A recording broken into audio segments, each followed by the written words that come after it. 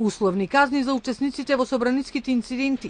Виновни се бидејќи на 27.4. учествувале во толпа и спречиле службени лица да се извршуваат задачата.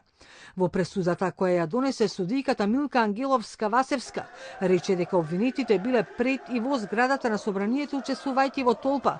Сотупаници и клоци ги нападнале полицајците, ги тргнале заштитните огради и ги спречиле припадниците на МВР и ЕБР да си ја завршат работата.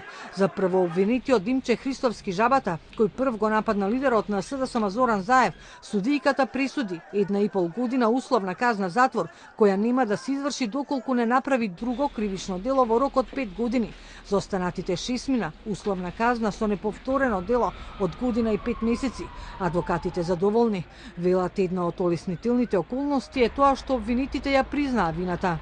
Обвинетите сите беа свесни дека со самото присуство го извршува кривично дело, тоа има широк диапазон на опфат, така да секој присутен можеше да го стори ова делот.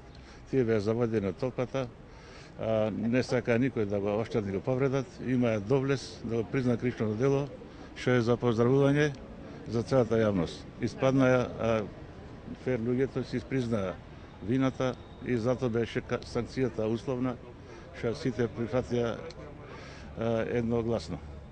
А сторителите рекоа дека биле занесени од толпата, се нашле во погрешно време на погрешно место.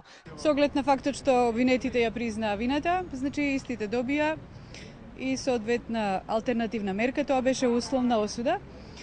Така да голем дел од оштетените значи не побараа приклучок кон кривичниот прогон на обвинителството и не побараа значи имотно-правно побарување, односно се откажаа од штета, се откажаа значи од самиот кривичен прогон.